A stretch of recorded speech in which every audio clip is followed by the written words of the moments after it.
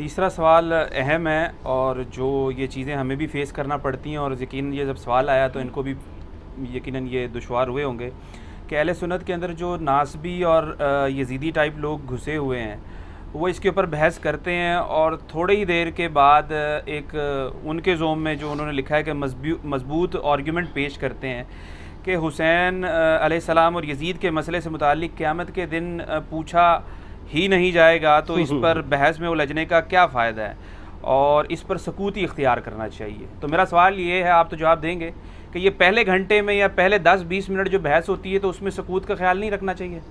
نہیں، وہ سکوت کا مطلب انہوں نے چینج کر دیا ہے۔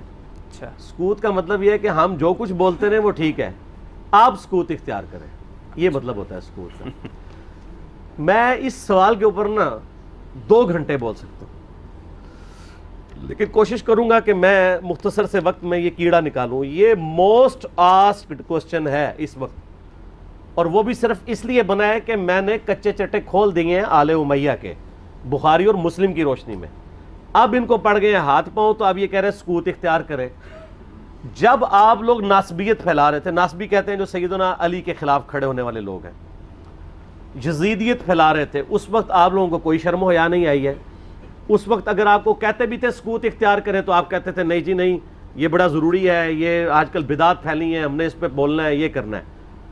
اب جب آپ کو آ کے کسی نے کنفرنٹ کرنا شروع کیا ہے اور آپ کا پورا کچا چٹا کھول کے بخاری مسلم کی روشنی میں یہ ریسرچ پیپر لکھ دیا ہے، 200 احادیث میں نے اس میں جمع کی ہیں، اکثر بخاری مسلم سے، واقعہ کربلا کے پس منظر کے اوپر۔ یہ کربلا ایک دن میں نہیں ہوئی، اب ان کو پڑ گئے ہاتھ پاؤں اور یہ کہہ رہے ہیں وہ جی ایسی باتیں نہیں کرنی چاہیے۔ پہلے میں تو الزامی جواب اس کا دیتا ہوں، الزامی جواب پھکی والا، اینٹی وینم، لاجیکل آنسر اس لیے ضروری ہوتا ہے تاکہ دماغ میں ڈرل ہو، کوئی بات اندر داخل ہو۔ مجھے یہ بتائیں کہ ڈاکٹر ذاکر نائک نے جب 2009 کے اندر یزید کو رضی اللہ عنہ کہا، اس وقت کون کون سے علماء تھے اہل حدیث کے یا دیوبند کے؟ بریلویوں کو بھی تھے لیکن وہ بھی اپنی حاضری لگا رہے تھے، ان کو چھوڑ دیں۔ شیعہ نے تو بولنا ہی تھا کہ جنہوں نے فرنٹ سے لیڈ کر کے ڈاکٹر ذاکر نائک کو یہ کہا ہو کہ آپ سکوت اختیار کر لیں، کسی نے بھی نہیں کیا، مزہ لے رہے تھے اس کا۔ ڈاکٹر ذاکر نائک نے جب 2009 میں یہ فتنہ اٹھایا، میں ان کی بڑا احترام کرتا ہوں، آپ کو پتا ہے میں ان کو پروموٹ بھی کرتا ہوں، علمی اختلاف اپنی جگہ۔ میں نے جب اس کو کنفرنٹ کیا، اس کو علمی دلائل کے ساتھ جواب دیا، تو یہ سارے ہمارے پیچھے پڑ گئے۔ یعنی آپ ہمارے سروں پہ جوتیاں بھی مارتے ہیں اور ہمارے رونے پہ بھی بندی لگاتے ہیں، اس کو کوئی نہیں کچھ کہہ رہا۔ جب ہم نے جواب دیا تو سارے ہمیں کہنے لگے جی آپ سکوت اختیار کر لیں۔ ڈاکٹر ذاکر نائک کو کسی نے کہا سکوت اختیار کریں؟ اب آج کے بعد نہ کوئی ریکارڈ کرا دے، پچھلے 10 سالوں میں کوئی ویڈیو دکھائیں، 10 سالوں میں نہیں دکھائیں، شروع کے 2-3 سالوں میں، 2009 10 11 12 میں ڈاکٹر ذاکر نائک کا نام لے کے کسی نے کہا سکوت اختیار کریں، تو وہ تو سکوت کا مطلب یہ کہتے ہیں کہ آل امیہ کو آپ ننگا نہ کریں، اہل بیت کی آپ جتنی مرضی گستاخیاں کر لیں، ان کے دشمنوں کو جتنا مرضی بڑھا چڑھا کے بیان کریں، اس پہ یہ راضی رہتے ہیں۔ تو ان کو تو سکوت نہیں کرواتے، ان کو تو حافظہ اللہ کہتے ہیں، ان کو تو دامت برکاتم عالیہ کہتے ہیں، اور جو جواب دے رہا ہے احادیث کی روشنی میں اس کو کہتے ہیں آپ سکوت اختیار کریں۔ تو بخاری مسلم کو ہم پھر بند کر دیں؟ میں نے تو اپنی کو بات ہی نہیں کی ہے، میں تو صحیح الاسناد حدیث سے بیان کرتا ہوں۔ اور دوسرا، صرف اس معاملے میں کیوں سکوت اختیار کریں؟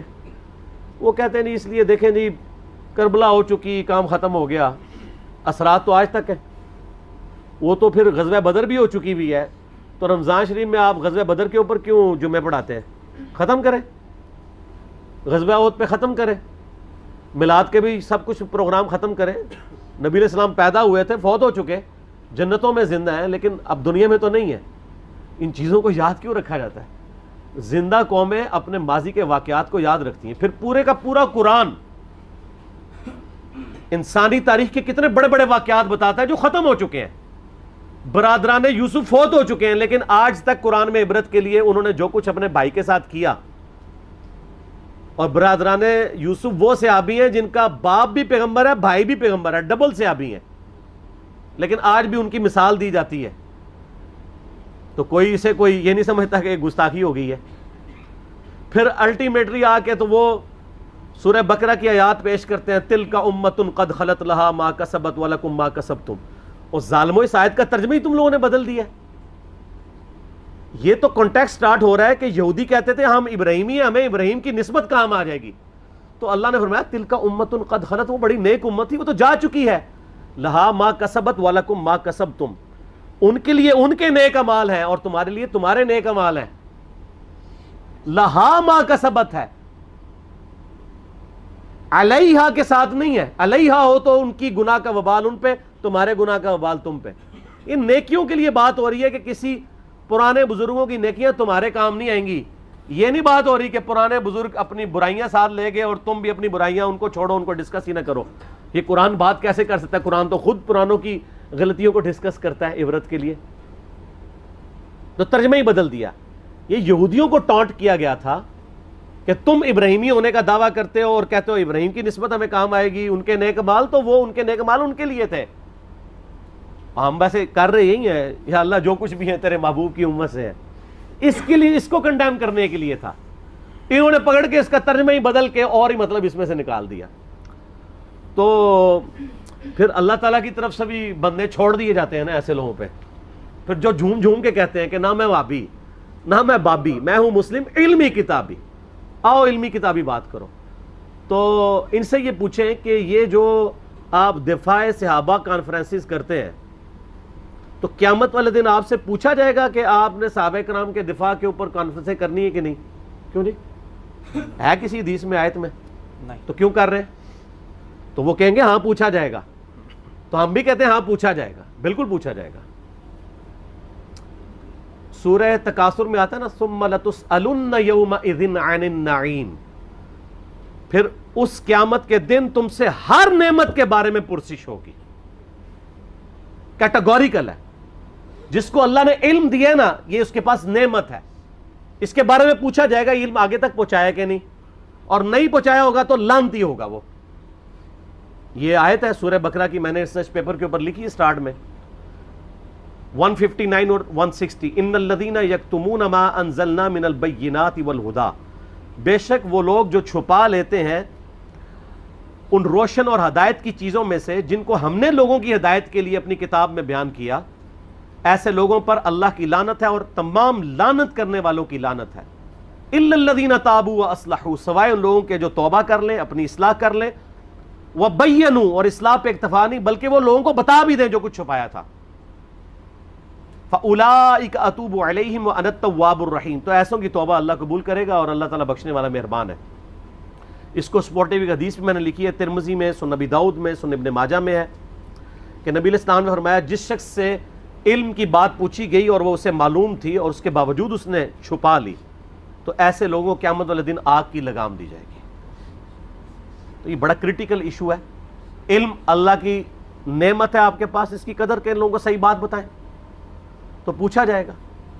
سورہ الاحزاب کی آیت نمبر 57 کیا ہے؟ آیت درود سے اگلی، ان الذین یؤذون اللہ ورسولہ لعنہم اللہ فی الدنیا والآخرہ واعد لہم عذابا مہینا، بے شک جو لوگ اللہ اور اس کے رسول کو تکلیف دیتے ہیں ان کی زندگی میں بھی اور زندگی کے بعد، موت کے بعد بھی ان پر اللہ کی لعنت ہے، اور اللہ تعالیٰ نے ان کے لیے ذلیل و خوار کر دینے والا عذاب تیار کر رکھا ہے.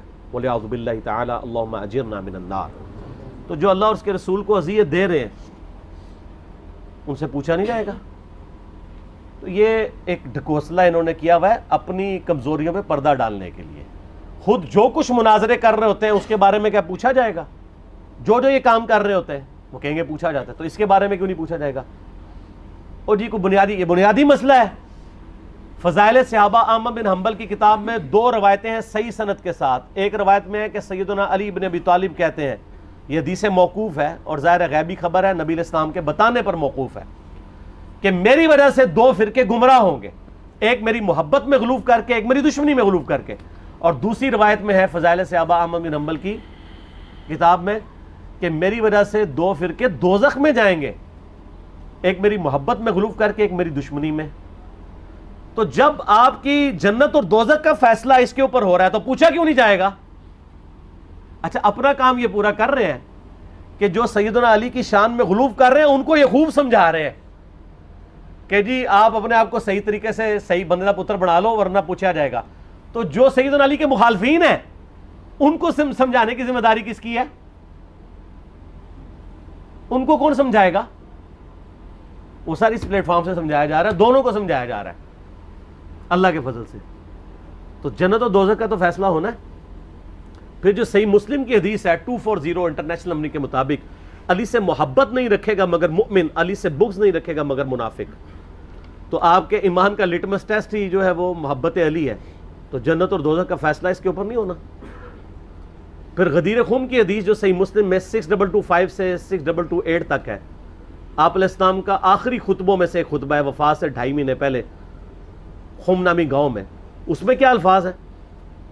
اے لوگو آگاہ ہو جاؤ, میں بھی ایک انسان ہوں, قریب ہے کہ اللہ کا قاصد یعنی موت کا فرشتہ میرے پاس آئے اور میں اس کی دعوت قبول کر لوں. میں اپنے بعد تم میں 2 بھاری چیزیں چھوڑ کے جا رہا ہوں.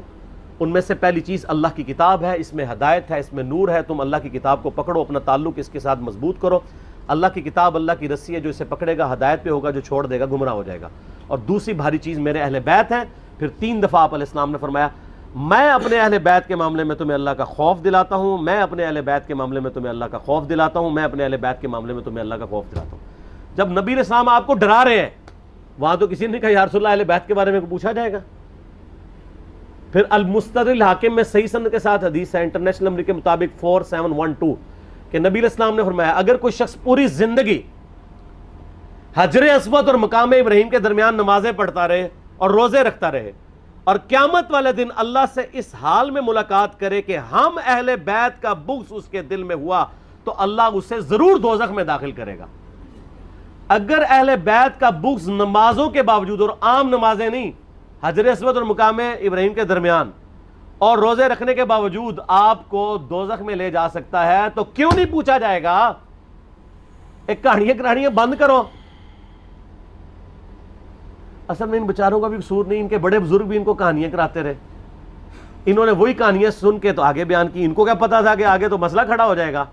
آگے تو ہر جگہ یہ آواز آ رہی ہے کہ نہ میں وہابی نہ میں بابی, میں ہوں مسلم علمی کتابی. ان کے تو گاٹے فٹ ہوگی یہ چیز. تو یہ اتنی ساری آیات اور احادیث اس بات کا ثبوت ہے کہ یہ سچائی ہے, اور یہ سکوت کا صرف آپ کو کہتے ہیں. جو بکواسات کر رہے ہوتے ہیں ان کو نہیں کہتے. مودودی صاحب کے پیچھے پنجے جھاڑ کے پیچھے پڑ گئے, جی مودودی صاحب نے خلافت و ملوکیت لکھ کے مصیبت کھڑی کی. اور بھائی جو آپ کے روحانی ابا جی محمود احمد عباسی صاحب منکرین حدیث میں سے تھے, جنہوں نے خلافت معاویہ اور یزید کتاب لکھ کے سیدنا علی کی گستاخیاں کی, حسین ابن علی کی گستاخیاں کی علیہم السلام, اس کے جواب میں خلافت و ملوکیت آئی ہے. کہتے نہیں ایویں لکھ دی, ایویں نہیں لکھی, جواب میں لکھی ہے.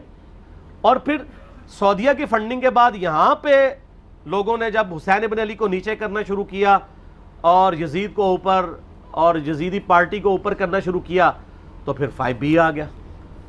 آپ دیکھیں کبھی بھی انیشیٹو اہل بیت کے چاہنے والوں کی طرف سے نہیں لیا جاتا. یہ تو ہم جواب والی سائڈ پہ بیٹھے ہوتے ہیں, ہمیشہ یہ پنگا لیتے ہیں, ہم جواب دیتے ہیں. جب جواب دیتے ہیں ان کی ہوتی ہے ٹھکائی, پھر یہ کہتے ہیں سکوت اختیار کر لیں.